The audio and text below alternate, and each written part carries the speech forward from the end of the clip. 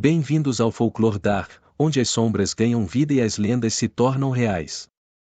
Prepare-se para mergulhar em histórias de mistério, terror e magia. Aqui, você encontrará uma coletânea de contos e lendas de diferentes culturas e épocas, cada uma com seu próprio mistério e magia. Não se esqueça de se inscrever e ativar o sino para não perder nenhum vídeo. Prepare-se para explorar o lado sombrio do folclore com o Folklore Dark.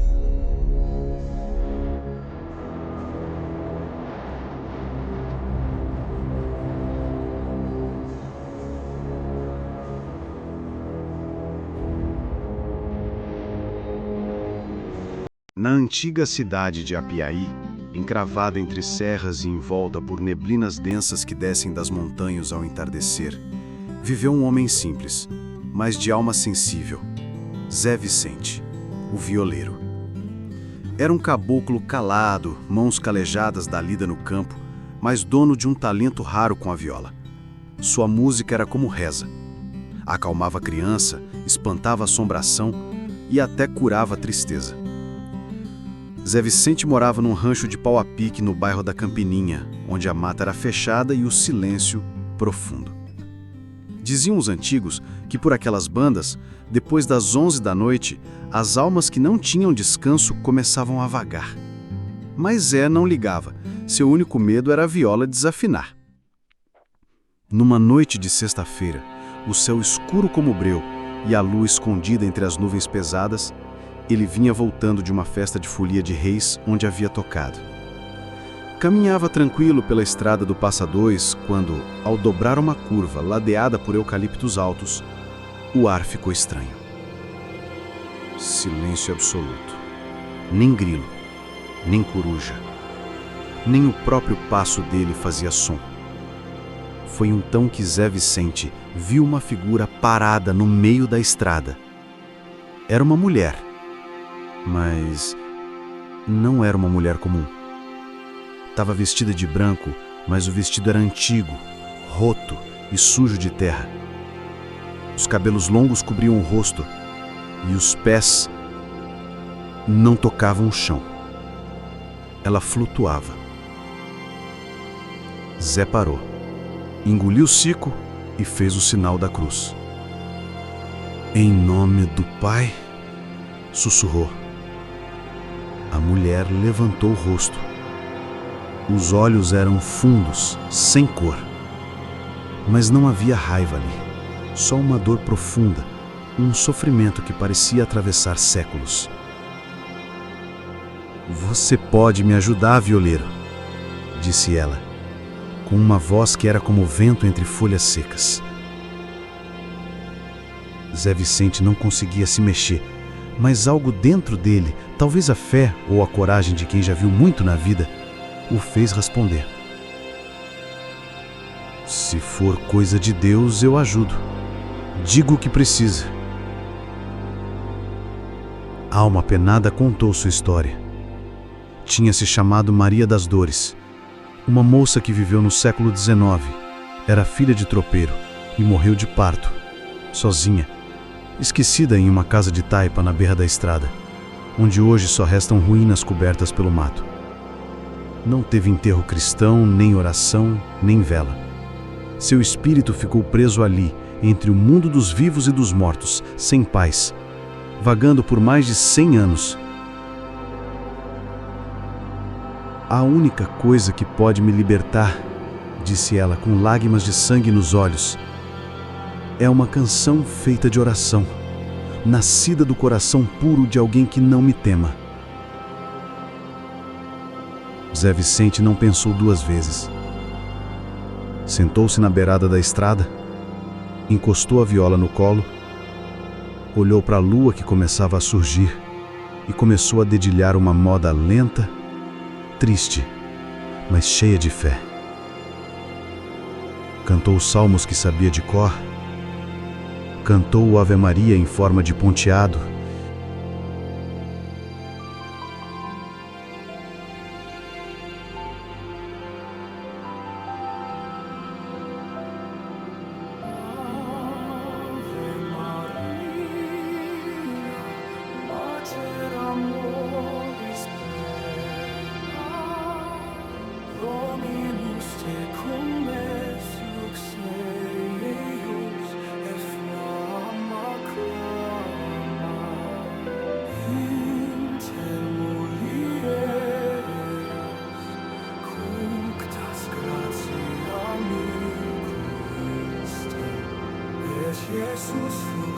Enquanto ele cantava, o vento voltou a soprar.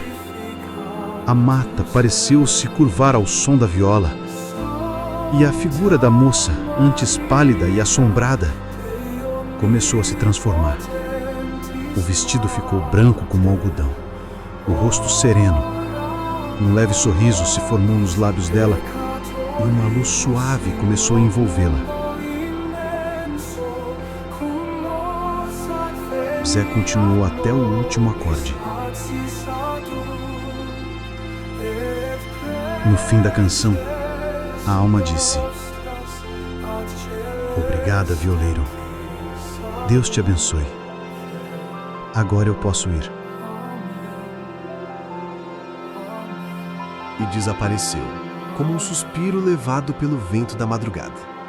Zé ficou ali, em silêncio, o coração apertado. Sabia que tinha presenciado algo sagrado. Quando o dia nasceu, ele ainda estava sentado, olhando para o horizonte. Voltou para casa sem dizer nada a ninguém.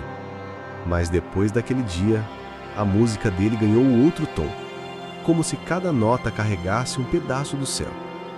E dizem os antigos de Apiaí que, em noites muito quietas, se você passar pela estrada do Passa Dois e ouvir uma viola ao longe, é a alma de Maria das Dores dançando ao som do violeiro que a libertou. Gostou dessa história? Se inscreva no canal Folclore Dark para mais lendas assustadoras do Brasil profundo. Até o próximo mês.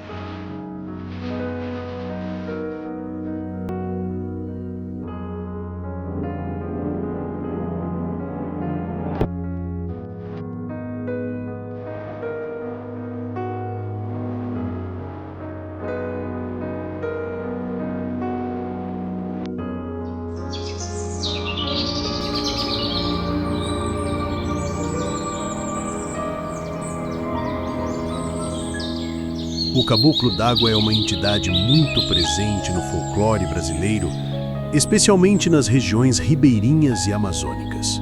Ele é visto como um espírito protetor das águas, que protege os rios, lagos e suas criaturas. Seu papel é zelar para que as pessoas respeitem a natureza, principalmente aquelas que dependem desses corpos d'água para pescar ou transportar madeira e outros produtos. Ele é conhecido por assustar aqueles que pescam em excesso, jogam lixo nos rios ou desrespeitam as regras naturais do ambiente aquático. A presença do caboclo d'água reforça o respeito e o cuidado com os ecossistemas fluviais, ressaltando a conexão espiritual que muitas comunidades tradicionais mantêm com a natureza. E assim começa a nossa história. Há muito tempo, nas profundezas da floresta amazônica, onde os rios serpenteiam como cobras gigantes entre as árvores, vivia um espírito protetor conhecido como o Caboclo d'Água.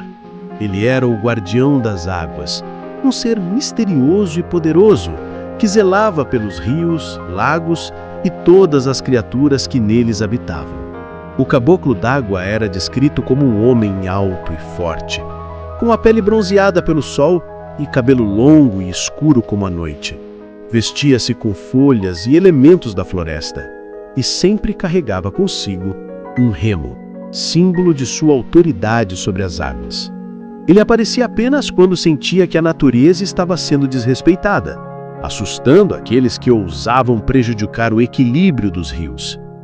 Nas comunidades ribeirinhas, todos conheciam as histórias do Caboclo d'Água. Os mais velhos contavam aos mais jovens sobre a importância de respeitar as águas e a natureza. Não pesquem mais do que precisam, diziam os sábios. Não joguem lixo nos rios, pois o Caboclo d'Água está sempre observando. Mas havia um grupo de pescadores que não acreditava nessas histórias. Eles pescavam em excesso, jogavam lixo nas águas e desrespeitavam as regras naturais do ambiente aquático. Um dia, enquanto navegavam pelo rio, começaram a rir das advertências dos mais velhos. O Caboclo d'Água não existe, diziam. São apenas histórias para assustar crianças.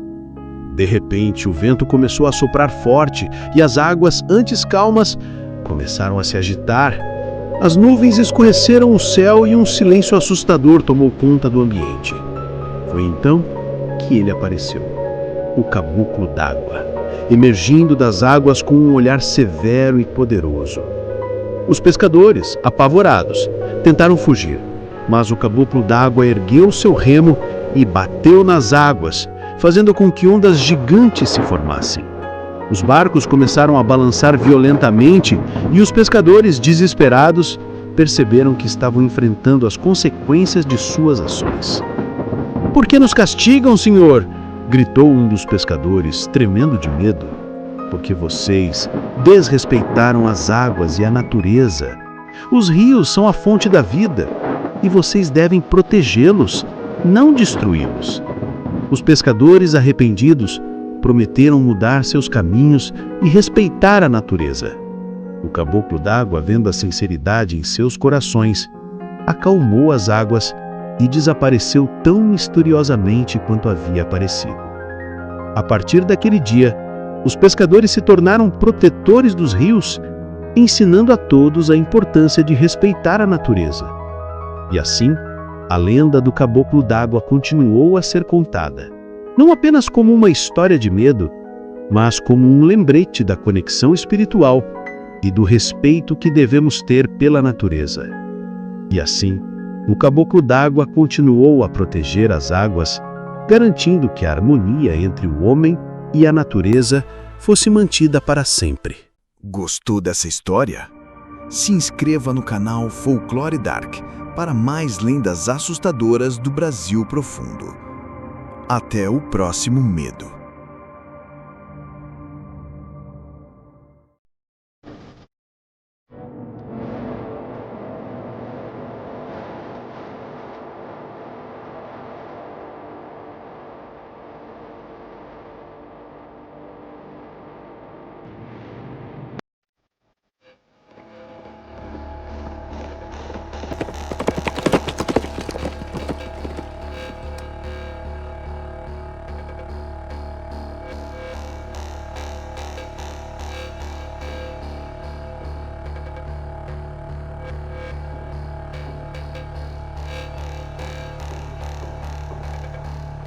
A mula sem cabeça é uma das mais temidas figuras do folclore brasileiro.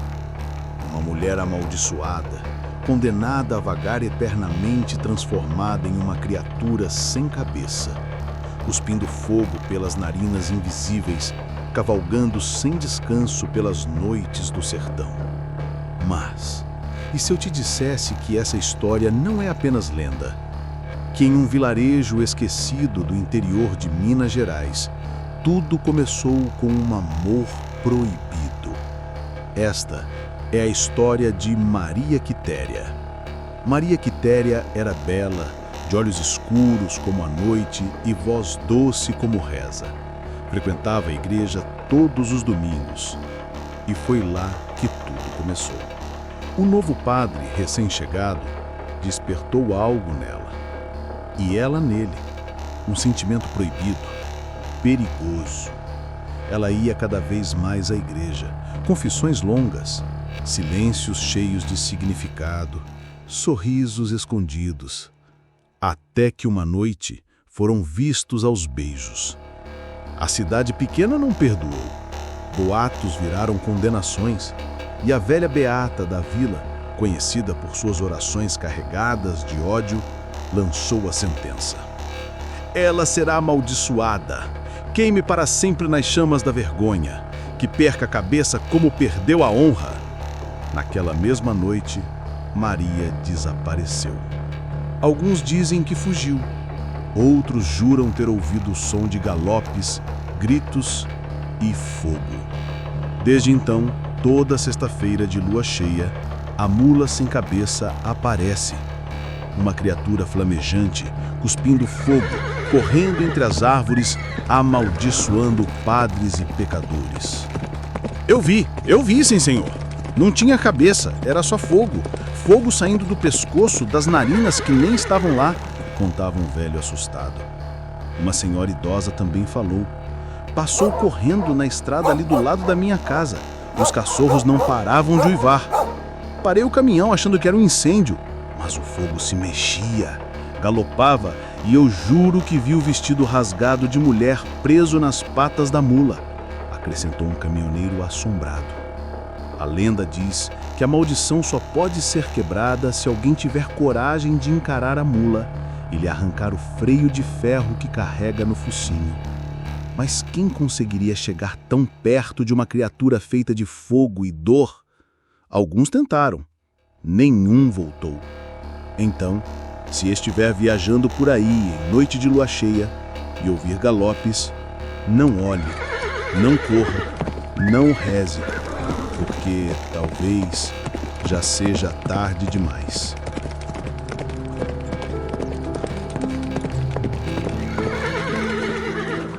Gostou dessa história? Se inscreva no canal Folclore Dark para mais lendas assustadoras do Brasil profundo. Até o próximo medo. Esperamos que tenham gostado desta história assustadora. Obrigado por assistir ao Folclore Dark.